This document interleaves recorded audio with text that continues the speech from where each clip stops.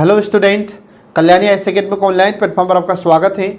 मैं हूं लखन दाइमा, आपको MPSI के लिए हिंदी पढ़ा रहा हूं। फ्रेंड, हिंदी MPSI के अलावा अन्य राज्यों में जो SI की एग्ज़ाम कंडक्ट होती है उसके लिए बहुत ही महत्वपूर्ण विषय होता है। तो पिछली क्लास में मैंने आपको व्यंजन संधि के बारे में पढ़ाया था। आज मैं आपको पढ़ाऊँगा विसर्ग संधि के बारे में। तो देखिए यहाँ पर विसर्ग संधि, तो संधि का तीसरा प्रकार है विसर्ग संधि। ठीक है, अब विसर्ग संधि का अर्थ क्या होता है, तो इसमें ध्यान रखना, इसमें विसर्ग का उपयोग किया जाएगा।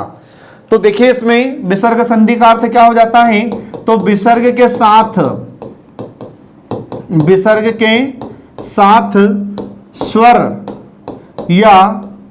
स्वर या व्यंजन के मेल से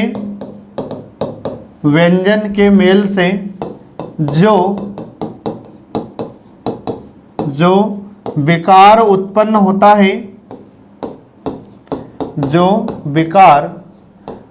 होता है उसे हम विसर्ग संधि कहते हैं।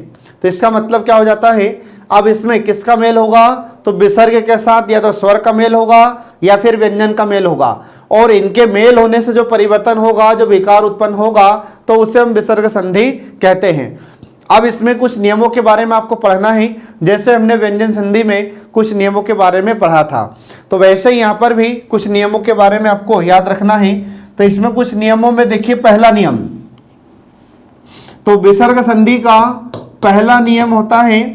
तो पहला नियम क्या कहता है, देखिए इसमें, तो विसर्ग संधि का पहला नियम यह है कि यदि विसर्ग से पहले आ हो और विसर्ग के बाद आ हो, क्या हो, तो इसमें ध्यान रखना है कि विसर्ग से पहले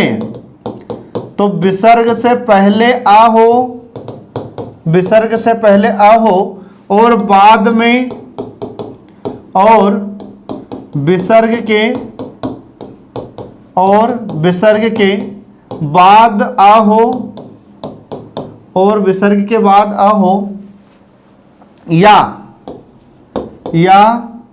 किसी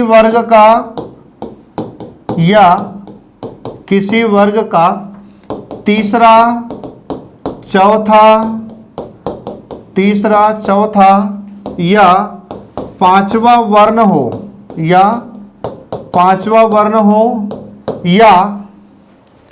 यरलव हो,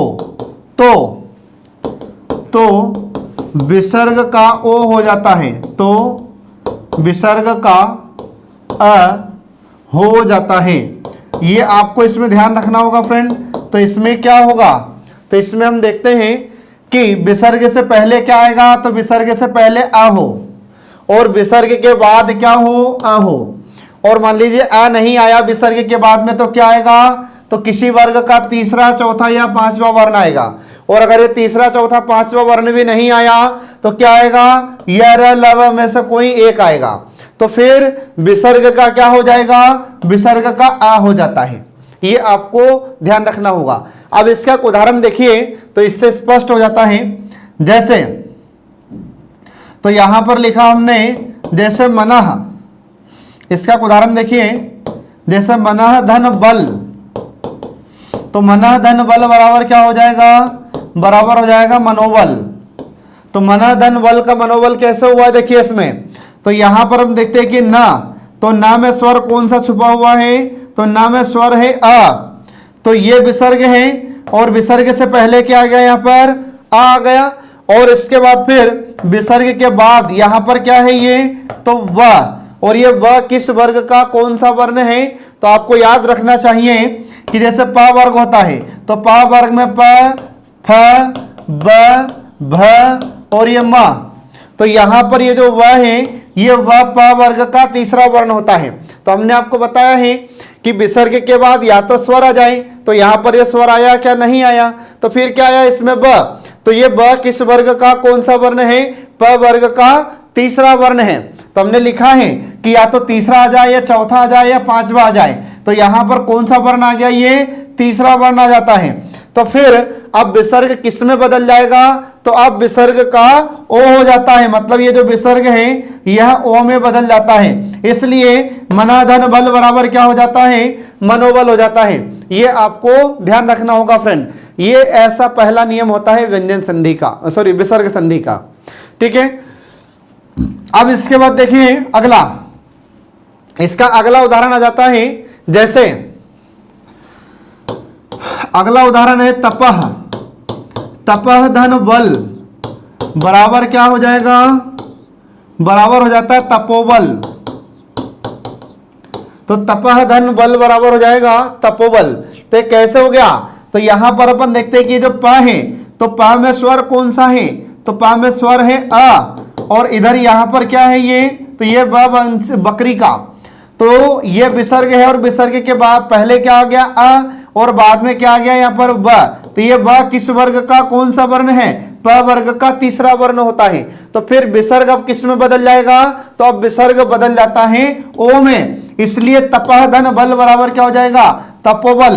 तो ये जो विसर्ग होगा यह विसर्ग किस में बदलेगा फ्रेंड, तो आपको याद रखना है कि यह विसर्ग ओ में बदलता है, इसलिए तपह धन बल बराबर क्या हो जाएगा, तपोबल हो जाता है। ऐसे ही अगला इसका उदाहरण आता है, जैसे मैंने लिखा है यहां पर कि तपह, तपह धन भूमि बराबर क्या हो जाएगा, बराबर हो जाएगा तपोभूमि। तो तपह धन भूमि का तपोभूमि कैसे हो गया, तो हम देखते हैं कि यहां पर इसमें ये विसर्ग से पहले क्या है आ है, और विसर्ग के बाद में क्या आ गया यहाँ पर भ। तो ये भ किस वर्ग का कौन सा वर्ण है, तो थोड़ी देर पहले ही मैंने आपको बताया है कि प फ ब भ और म, तो ये प वर्ग का चौथा वर्ण होता है भ, इसलिए अब ये विसर्ग किस में बदल जाएगा, ये ओ में बदल जाता है, इस कारण तपोधन भूमि बराबर क्या हो जाएगा, तपोभूमि हो जाता है। ये आपको ध्यान रखना होगा फ्रेंड। ठीक है, अब इसके बाद फिर देखिए अगला उदाहरण, अगला उदाहरण आ जाता है कि जैसे यशः धन दा, ये आपसे एग्जाम में पूछा गया क्वेश्चन है, यशः धन दा बराबर क्या हो जाएगा, तो बराबर हो जाता है यशोदा। ठीक है, तो यशः धन दा बराबर क्या हो जाएगा, यशोदा। तो कैसे हो गया, तो इसमें देखिए कि ये जो स है, तो स में स्वर कौन सा छुपा हुआ है अ, और यहां पर क्या है विसर्ग, तो विसर्ग से पहले क्या हो गया अ हो गया, और विसर्ग के बाद क्या आ गया यहाँ पर ये द आ गया। तो अब आप ये बताइए मुझे कि ये द किस वर्ग का कौन सा वर्ण है, तो आपको याद रखना है कि जैसे हम देखते हैं त, फिर थ, फिर द, ध और फिर ये न, तो ये त वर्ग का तीसरा वर्ण होता है द। ठीक है, तो अब ये विसर्ग किस में बदलेगा, अब ये विसर्ग ओ में बदल जाता है, इसलिए हम देखते हैं कि यहां पर यशः धन दा बराबर क्या हो जाएगा, यशोदा हो जाता है। ऐसे फिर इसका अगला उदाहरण आता है, जैसे यशोधरा। तो अब आप बताइए मुझे कि यशोधरा शब्द का संधि विच्छेद क्या होगा, यशोधरा इसका संधि विच्छेद क्या हो जाएगा, तो इसका संधि विच्छेद आपको ध्यान रखना है कि यशः धन धरा बराबर क्या हो जाएगा, यशोधरा हो जाता है। अब इसमें क्वेश्चन कैसे पूछेगा आपसे, तो आपसे क्वेश्चन पूछा जाएगा कि जो यशोधरा शब्द होता है इसमें संधि कौन सी है, स्वर संधि, व्यंजन संधि, विसर्ग संधि। तो आपको याद रखना है विसर्ग संधि। फिर आपसे पूछा जा सकता है कि जो यशोधरा शब्द होता है, यशोधरा शब्द में इसका सही संधि विच्छेद क्या होगा, तो ये आपको बताना होगा। उल्टा पूछा जा सकता है कि यशः धन धरा बराबर सही शब्द क्या होगा, यशोधरा होगा। आ रहा समझ में, तो ये आपको ध्यान रखना होगा फ्रेंड।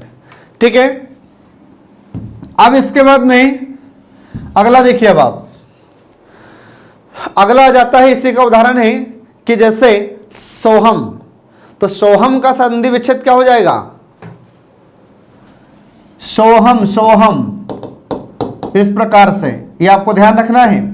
तो सोहम का संधि विच्छेद हो जाता है कि सह धन अहम बराबर क्या हो जाएगा, बराबर हो जाता है सोहम। तो सोहम कैसे हो गया, तो यहां पर अपन देखते हैं कि स में क्या है अ, तो विसर्ग से पहले आ गया और ये विसर्ग के बाद भी क्या आ गया आ गया। तो अब ये विसर्ग किस में बदलेगा, तो विसर्ग बदलेगा ओ में, इसलिए स धन अहम बराबर क्या हो जाता है, सोहम हो जाता है। ये आपको ध्यान रखना होगा फ्रेंड, ठीक है।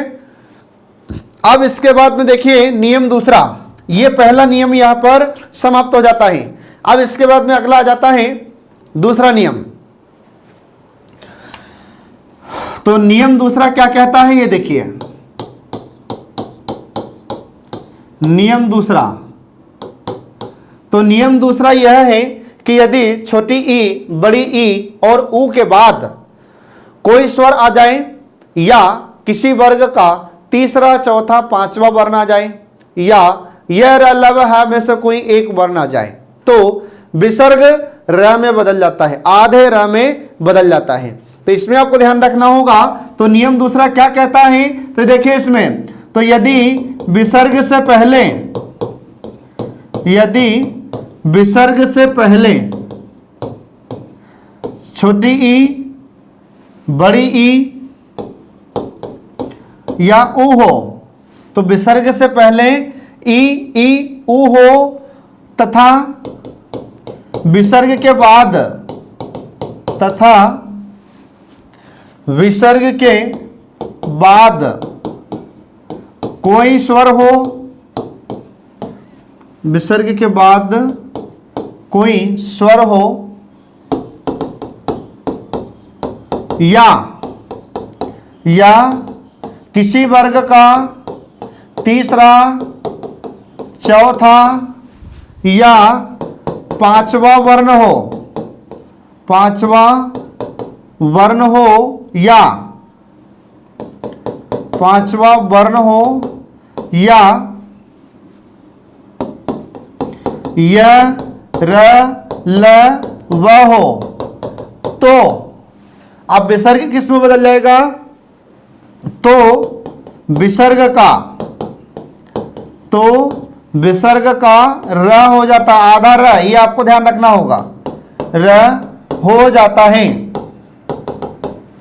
ठीक है। तो कैसा हो जाएगा, अब ये देखिए इसमें, तो पहले तो नियम आप समझिए कि नियम क्या बोल रहा है।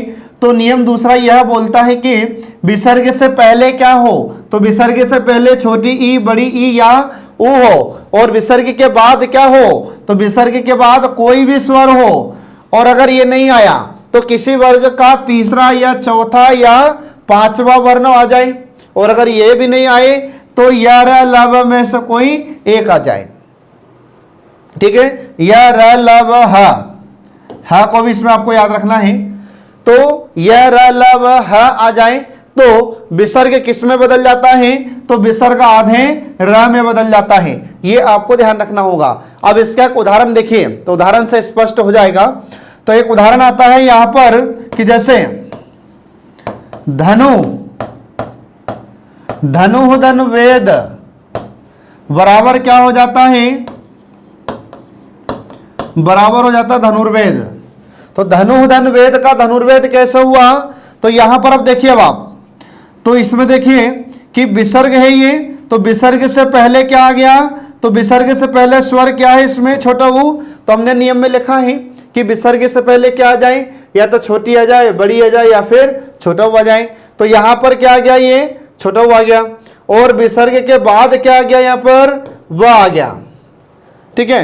यार लब में से कोई एक आ जाए, तो यहां पर क्या आ गया, ये व आ गया।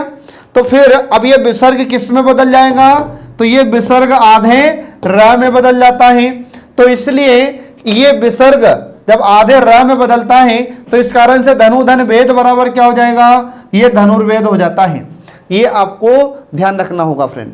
तो एग्जाम में आपसे क्वेश्चन पूछा जा सकता है कि धनुर्वेद में संधि कौन सी होगी, तो आपको याद रखना है विसर्ग संधि है, ठीक है। और आपसे इसका संधि विच्छेद भी पूछा जा सकता है कि धनुर्वेद का संधि विच्छेद क्या होगा, तो आपको याद रखना है धनु धन वेद बराबर हो जाएगा धनुर्वेद, ठीक है।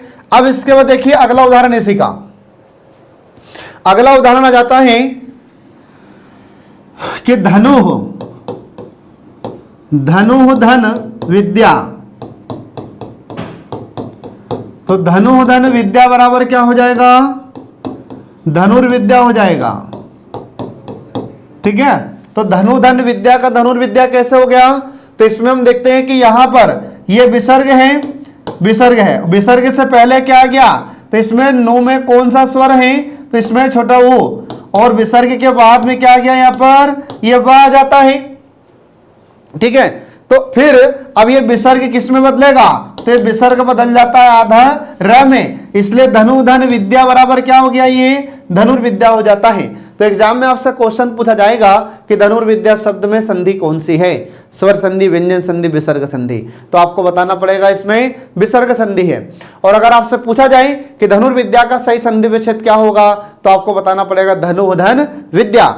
उल्टा पूछा जा सकता है कि धनुधन विद्या का सही शब्द क्या होगा, तो धनुर्विद्या होगा। ठीक है, अब इसके बाद फिर इसी का अगला उदाहरण देखिए। तो अगला उदाहरण आता है कि जैसे धनु, तो धनुधन धर बराबर क्या हो जाएगा, धनुर्धर हो जाता है। तो यहां पर देखिए इसका, ये धनुधन धर बराबर क्या हो जाएगा, बराबर हो जाएगा धनुर्धर। ठीक है, अब इसके बाद फिर अगला इसका उदाहरण देखिए। अगला उदाहरण आता है जैसे आविर्भाव, आविर्भाव, आविर्भाव का संधि विच्छेद क्या होगा, तो आविर्भाव का संधि विच्छेद हो जाता है आविह, आविह धन भाव बराबर क्या हो जाएगा, आविर्भाव हो जाता है। तो देखिए यहां पर ये विसर्ग है और विसर्ग से पहले क्या आ गया यहाँ पर, छोटी ई, क्योंकि ये जो वी है तो वी में स्वर कौन सा है, छोटी ई है, और इधर विसर्ग के बाद में क्या आ गया यहाँ पर, ये भ आ गया। तो ये भ किस वर्ग का कौन सा वर्ण है, तो ये प फ ब भ, तो प वर्ग का चौथा वर्ण होता है ये भ। तो इसलिए अब ये स्वर किस में बदल जाता है, तो यह स्वर अब आधे र में बदल जाता है, मतलब जो विसर्ग होगा तो विसर्ग आधे र में बदल जाता है, ये आपको ध्यान रखना होगा। तो विसर्ग आधे र में बदलेगा, इस कारण से ये आविधन भाव बराबर क्या हो जाएगा, ये आविर्भाव, ये आधे र की मात्रा भ पर लग जाती है, इसलिए आविधन भाव बराबर हो जाएगा आविर्भाव। ठीक है फ्रेंड, तो ये आपको इसमें ध्यान रखना होगा। अब इसके बाद फिर इसी का अगला उदाहरण जो एग्जाम में बार बार आपसे पूछा जाता है कि बताइए आशीर्वाद में संधि कौन सी होगी। ठीक है, तो पहली बात तो ये कि अपने को शुद्ध शब्द पता होना चाहिए कि आशीर्वाद शुद्ध कैसे लिखा जाता है। तो ये आशीर्वाद शुद्ध शब्द होता है, कई बार इसको लोग गलत लिखते हैं। ठीक है, तो आपको सही शब्द याद होना चाहिए। तो इस आशीर्वाद में संधि कौन सी है, तो आपको याद रखना होगा विसर्ग संधि है। और जब इसका संधि विच्छेद करेंगे हम, तो संधि विच्छेद कैसे होगा, तो देखिए इसमें आशीह,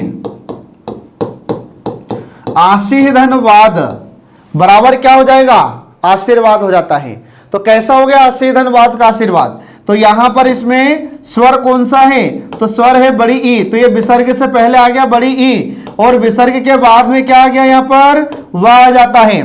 तो फिर ये विसर्ग किस में बदल जाएगा, तो ये विसर्ग आधे र में बदल जाता है, तो विसर्ग का आधा र हो जाता है, इसलिए ये आशीह धनवाद बराबर क्या हो जाएगा, ये आशीर्वाद हो जाता है। तो ये आपको ध्यान रखना होगा फ्रेंड। इसी प्रकार से फिर इसका अगला उदाहरण आता है जैसे आशीर्वचन। तो आशीर्वचन का संधि विच्छेद क्या हो जाएगा, आशीह धन वचन बराबर हो जाएगा आशीर्वचन। ठीक है फ्रेंड, तो इस प्रकार से यहां पर यह दूसरा नियम समाप्त हो जाता है। अब इसके बाद देखिए विसर्ग संधि का तीसरा नियम। तो विसर्ग संधि का तीसरा नियम क्या कहता है, ये देखिए नियम तीसरा।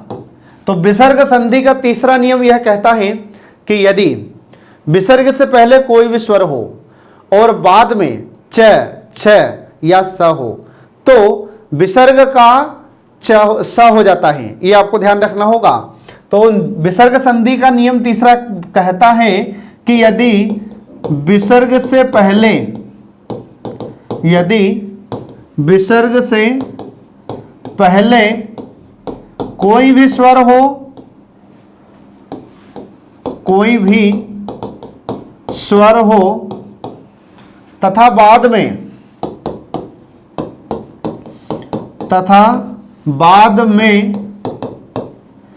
च, छ या स हो, स हो तो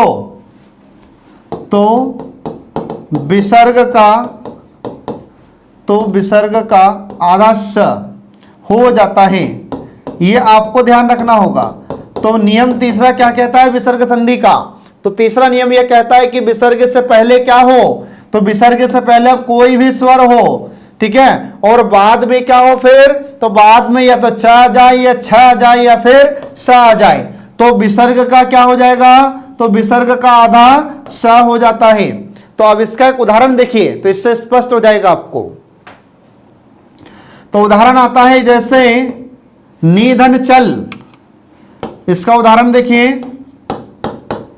उदाहरण, तो उदाहरण है नी है धन चल बराबर क्या हो जाएगा?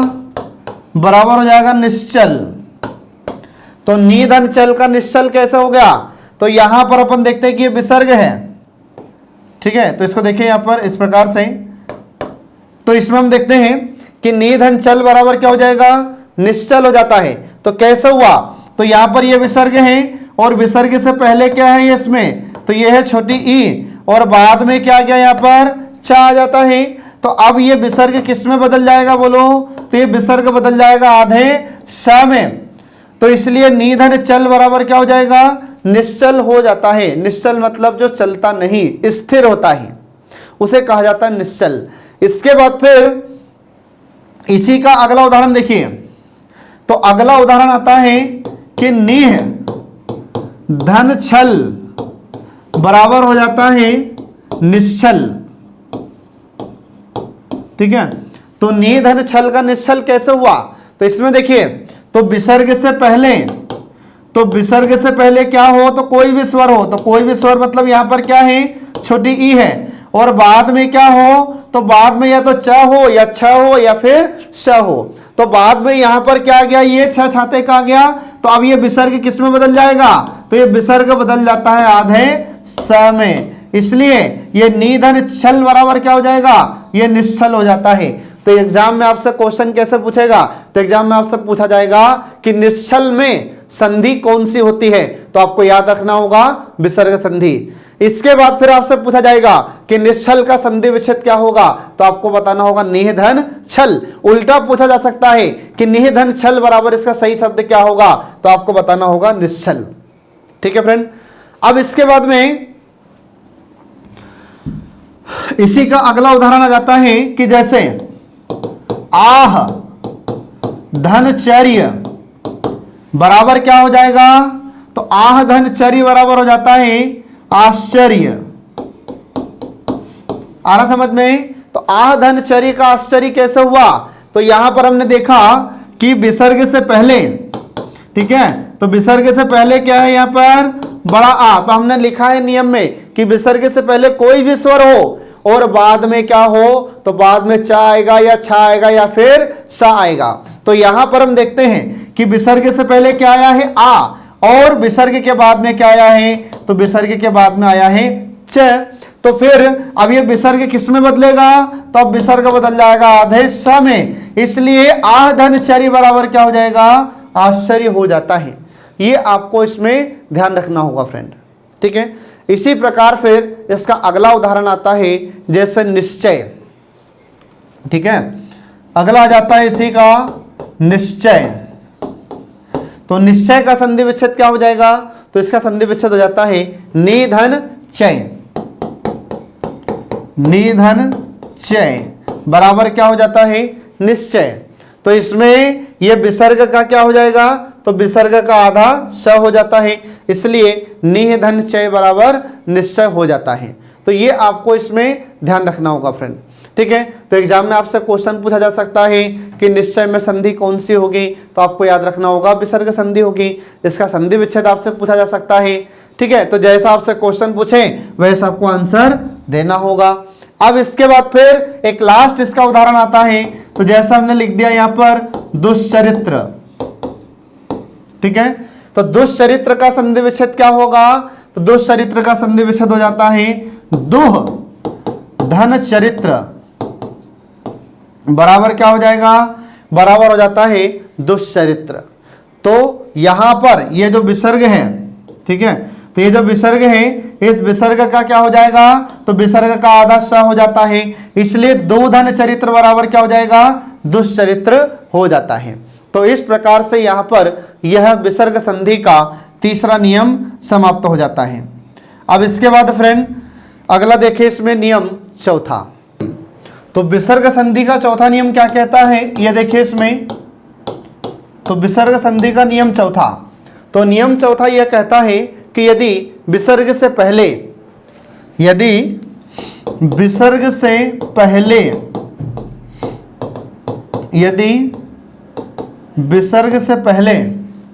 ई या ऊ हो और बाद में विसर्ग के बाद में क प ट म फिर ठ फ हो तो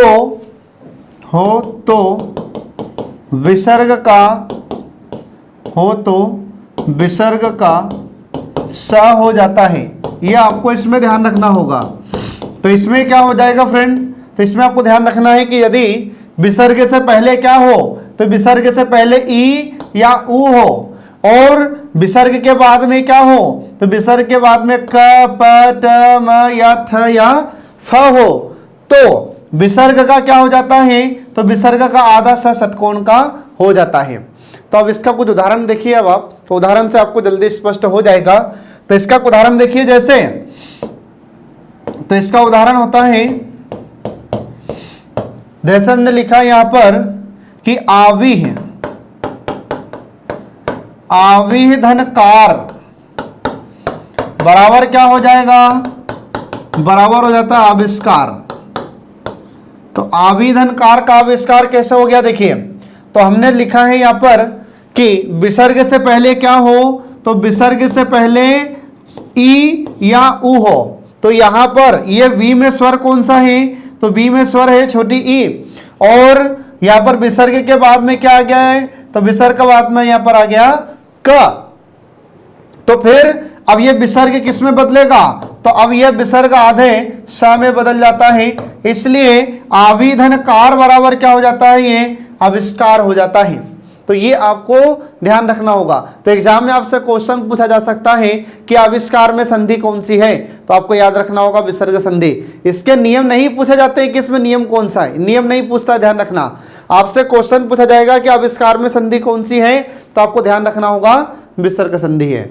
या ऐसा भी पूछा जा सकता है कि आविष्कार का संधि विच्छेद क्या होगा, तो आविष्कार का संधि विच्छेद हो जाता है आवीह धन कार। उल्टा पूछा जा सकता है कि आवीह धन कार बराबर सही शब्द क्या होगा, तो आविष्कार हो जाता है। ये आपको ध्यान रखना होगा फ्रेंड। अब इसके बाद इसका अगला उदाहरण देखिए। अगला उदाहरण आता है, जैसे चतुह धन पथ बराबर क्या हो जाता है, बराबर हो जाता है चतुष्पथ। तो चतुह धन पथ बराबर चतुष्पथ कैसे हो गया, तो हमने देखा यहां पर कि विसर्ग से पहले क्या है, ये तू में हम देखते हैं कि स्वर कौन सा है, छोटा ऊ, और विसर्ग के बाद में यहां पर ये कौन सा आ गया, प। तो फिर अब ये विसर्ग किस में बदलेगा, तो ये विसर्ग बदल जाता है आधे स में, इसलिए यहां पर चतुह धन पथ बराबर क्या हो जाएगा, चतुष्पथ हो जाता है। ये आपको ध्यान रखना होगा फ्रेंड, ठीक है। अब इसके बाद फिर अगला उदाहरण देखिए। इसी का अगला उदाहरण आ जाता है कि जैसे निह धन पाप बराबर क्या हो जाएगा, बराबर हो जाता है निष्पाप। तो निह धन पाप का निष्पाप कैसे हो गया, तो यहां पर हम देखते हैं कि विसर्ग है, तो विसर्ग से पहले क्या आ गया, यहां पर छोटी ई आ गई, ये विसर्ग से पहले छोटी ई आ गई, और इसके बाद में क्या आ गया यहां पर प। तो फिर ये विसर्ग किस में बदलेगा, तो ये विसर्ग बदल जाता है आधे स षटकोण में, इसलिए निधन पाप बराबर क्या हो जाएगा, निष्पाप हो जाता है। इसके बाद फिर ऐसे ही अगला उदाहरण आता है, जैसे धनु धन टंकार बराबर क्या हो जाएगा, तो बराबर हो जाता है धनुष टंकार। आ रहा समझ में, तो धनु धन टंकार का क्या हो जाता है, धनुष टंकार हो जाता है। तो यहाँ पर अपन देखते हैं कि विसर्ग से पहले क्या है, यहाँ पर ये उ है और विसर्ग के बाद में क्या है, ये ट है। तो फिर विसर्ग किस में बदल जाएगा, तो विसर्ग बदल जाता है आधे स में, इसलिए धनु धन टंकार बराबर क्या हो जाएगा, धनुष टंकार हो जाता है। ये आपको ध्यान रखना होगा फ्रेंड। अब इसके बाद फिर एक इसका अगला उदाहरण देखिए। तो अगला उदाहरण आता है जैसे बपुष्मान। तो बपुष्मान का संधि विच्छेद क्या हो जाएगा, तो इसका संधि विच्छेद हो जाता है बपुह, इसका हो जाएगा बपुह धन मान बराबर क्या हो जाएगा, बपुष्मान। तो यहां पर अपन देखते हैं कि विसर्ग से पहले क्या है, इसमें प में छोटा उ और इधर क्या है, ये म है। तो फिर ये विसर्ग किस में बदलेगा, तो ये विसर्ग बदल जाता है आधे स में, इसलिए बपू धन मान बराबर क्या हो जाएगा, बपुष्मान हो जाता है। बपुष्मान का अर्थ होता है सुंदर। ठीक है, तो ये आपको ध्यान रखना होगा फ्रेंड। आई होप आप लोग इसको अच्छे से समझ गए होंगे। अब एग्जाम में आपसे क्वेश्चन कैसे पूछेगा, तो एग्जाम में आपसे क्वेश्चन पूछा जाएगा कि बताइए जो बपुष्मान शब्द होता है इसमें संधि कौन सी है, तो आपको बताना होगा विसर्ग संधि है। और आपसे यह भी पूछा जा सकता है कि बपुष्मान का संधि विच्छेद क्या होगा, तो आपको बताना होगा बपुह धन मान। ठीक है फ्रेंड, तो यहां पर यह चौथा नियम भी समाप्त हो जाता है। अब इसके बाद देखिए विसर्ग संधि का पांचवा नियम। तो विसर्ग संधि का पांचवा नियम क्या है, ये देखिए इसमें। तो विसर्ग संधि का पांचवा नियम यह है कि यदि विसर्ग से पहले, यदि विसर्ग से पहले आ ई उ हो तथा बाद में त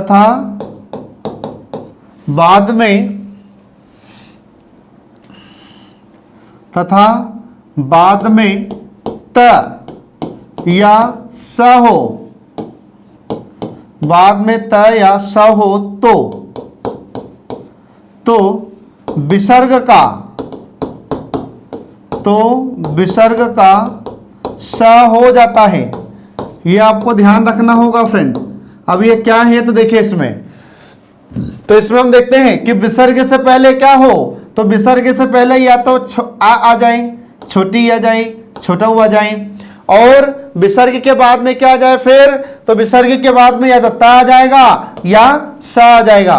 तो फिर विसर्ग किस में बदलेगा, तो विसर्ग बदलेगा आधे स सड़क में। तो अब इसका उदाहरण देखिए, तो उदाहरण से ये जल्दी समझ में आएगा। तो इसका उदाहरण देखिए, ठीक है। तो इसका उदाहरण आता है जैसे, तो उदाहरण हमने लिख दिया यहां पर नमः, नमः धन ते बराबर क्या हो जाएगा, बराबर हो जाता नमस्ते।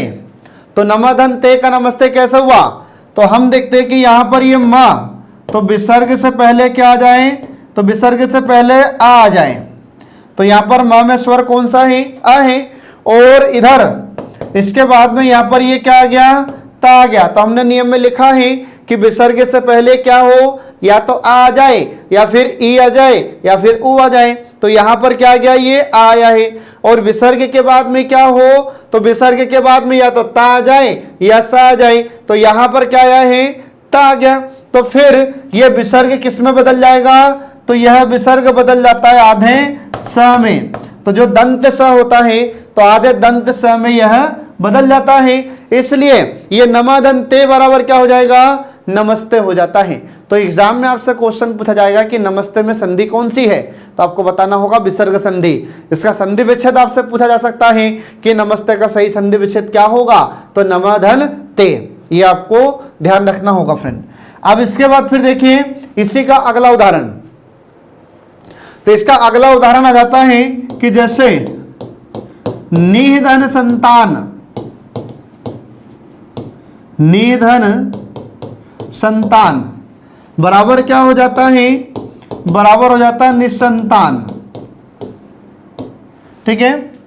अब ये कैसे हो गया, तो हम देखते हैं कि यहां पर तो विसर्ग से पहले क्या हो, तो विसर्ग से पहले या तो आ जाए, ई आ जाए या उ आ जाए। तो यहां पर इसमें नी में स्वर कौन सा है, ई, और इधर यहां पर ये कौन सा व्यंजन है, तो ये है स। तो अब विसर्ग का क्या होगा, तो विसर्ग बदल जाता है आदेश स में, इसलिए नी धन संतान बराबर क्या हो जाएगा, निसंतान हो जाता है। और कई बार लोग इसको गलत लिख लेते हैं, तो गलत कैसे लिखते हैं, इस प्रकार से डायरेक्ट ऐसा लिख देते हैं निसंतान। तो जब डायरेक्ट ऐसा लिखेंगे निसंतान तो यह अशुद्ध होता है, ध्यान रखना ही गलत होता है। सही कौन सा होगा, तो सही ये होता है। तो ये आपको ध्यान रखना होगा फ्रेंड, ठीक है। अब इसके बाद फिर अगला उदाहरण आ जाता है इसी का। तो उदाहरण इसका अगला आता है कि जैसे प्रातः धन स्मरण बराबर क्या हो जाएगा, बराबर हो जाएगा प्रातः स्मरण। कैसे होगा ये देखिए, तो प्रातः धन स्मरण बराबर हो जाता है प्रातः स्मरण, ठीक है। ये इस प्रकार से सही होता है। तो यहां पर हम देखते हैं कि विसर्ग से पहले क्या है, तो विसर्ग से पहले यहां पर आ जाता है ये ता, और ता में स्वर कौन सा है, आ, ठीक है। और बाद में क्या आ जाए फिर, तो बाद में विसर्ग के बाद में आधा ये सा आ गया है, तो फिर ये विसर्ग किस में बदलेगा, तो विसर्ग बदल जाता है आधे स में, इसलिए प्रातः धन स्मरण बराबर क्या हो जाता है, ये प्रातः स्मरण हो जाता है।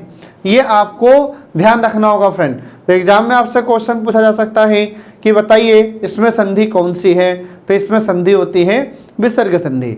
फिर आपसे इसका संधि विच्छेद पूछा जा सकता है कि इसका सही संधि विच्छेद क्या होगा, तो आपको सही संधि विच्छेद बताना होगा, ठीक है। तो इस प्रकार से हम देखते हैं कि यहाँ पर यह नियम पांचवा भी समाप्त हो जाता है। अब इसके बाद देखिए नियम छठा। तो छठवां नियम वो कहता है विसर्ग संधि का छठवां नियम यह है कि यदि विसर्ग से पहले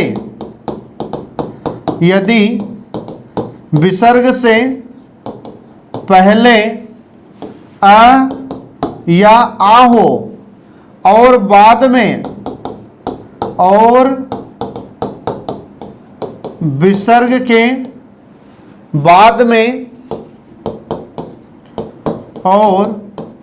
के बाद में क या पा आ जाए तो विसर्ग का स हो जाता है। यह है इसका छठवां नियम, ये आपको ध्यान रखना होगा फ्रेंड। अब इसका उदाहरण देखिए, तो उदाहरण से स्पष्ट होगा। तो यहां पर देखिए इसमें कि विसर्ग से पहले क्या हो, तो विसर्ग से पहले या तो आ हो या आ हो, मतलब या तो छोटा आ जाए या फिर बड़ा आ जाए। और विसर्ग के बाद में क्या होगा, तो विसर्ग के बाद में या तो का आ जाएगा या फिर पा आ जाएगा। तो फिर विसर्ग किस में बदल जाता है, विसर्ग आधे स में बदल जाता है। तो इसके कुछ उदाहरण देखिए अब आप। तो उदाहरण इसके आते हैं कि जैसे उदाहरण है इसका, जैसे पुरह धन कार बराबर क्या हो जाएगा, तो बराबर हो जाएगा पुरस्कार। तो पुरह धन कार का पुरस्कार कैसे हुआ, तो हम देखते हैं कि यहाँ पर ये विसर्ग है, और विसर्ग से पहले क्या है, तो विसर्ग से पहले है यहाँ पर अ, और इधर क्या है ये, तो इधर ये इसमें क। तो अब ये विसर्ग किस में बदलेगा, तो विसर्ग बदलेगा आधे स में, इसलिए पुरहधन कार बराबर क्या हो जाएगा, पुरस्कार हो जाता है। तो आपसे पूछ सकता है एग्जाम में कि पुरस्कार में संधि कौन सी होगी, तो इसमें संधि है विसर्ग संधि, और पुरस्कार का सही संधि विच्छेद क्या होगा, तो पुरहधन कार बराबर हो जाएगा पुरस्कार। ये आपको ध्यान रखना होगा फ्रेंड। अब इसका अगला उदाहरण आता है जैसे नमः धन कार बराबर क्या हो जाएगा, बराबर हो जाएगा नमस्कार, ठीक है। तो इसमें संधि कौन सी है, विसर्ग संधि है, और इसका संधि विच्छेद क्या होगा, तो नमः धन कार होगा। ये आपको इसमें ध्यान रखना फ्रेंड। तो उल्टा भी पूछ सकता है कि नमः धन कार का सही शब्द क्या होगा, तो ये नमस्कार हो जाता है। इसी का फिर एक और उदाहरण देखिए अगला, कि जैसे हमने लिख दिया यहाँ पर पुरस्कृत, ये लिख दिया हमने यहाँ पर पुरस्कृत। तो पुरस्कृत का संधि विच्छेद क्या हो जाएगा? तो पुरस्कृत का संधि विच्छेद हो जाता है पुरहधनकार, पुरहधन कृत है, सॉरी पुरहधन कृत बराबर क्या हो जाएगा? पुरस्कृत हो जाता है। ठीक है, इसके बाद फिर अगला इसका उदाहरण आता है कि जैसे भास्कर, तो भास्कर का संधि विच्छेद क्या हो जाएगा? तो आपको याद रखना है भास्कर का संधि विच्छेद होगा भाह धन कर बराबर क्या हो जाएगा? भास्कर हो जाता है। तो यहां पर यह विसर्ग से पहले क्या है?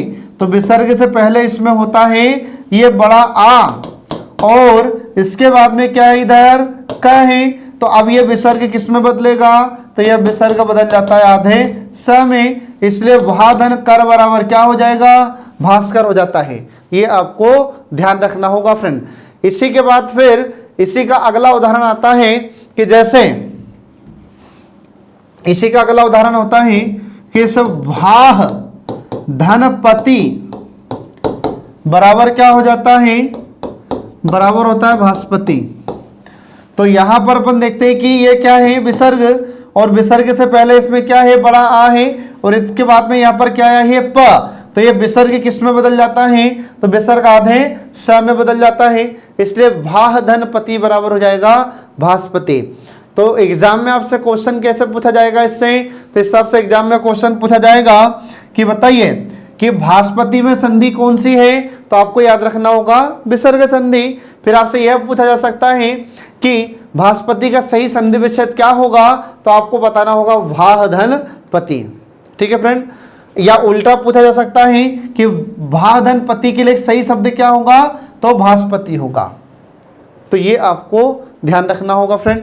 तो इस प्रकार से यहाँ पर ये विसर्ग संधि का छठवां नियम भी समाप्त हो जाता है। तो ये कुछ हमने नियम आपको बताए विसर्ग संधि के, जो बहुत ही महत्वपूर्ण है, और आपसे एमपी एसआई में या इसके अलावा अन्य राज्यों में जो एसआई की एग्जाम कंडक्ट की जाती है वहाँ पर भी इससे क्वेश्चन पूछे गए हैं। ठीक है फ्रेंड, तो जो महत्वपूर्ण नियम है विसर्ग संधि के वे हमने आपको यहाँ पर बता दिए हैं। तो इसको ठीक से पढ़ना, एग्जाम में इससे क्वेश्चन बहुत पूछे जाते हैं। ठीक है, तो आज का हमारा सेशन समाप्त होता है। नेक्स्ट वीडियो जल्दी ही आपके लिए लेकर प्रस्तुत होंगे। तब तक के लिए नमस्कार।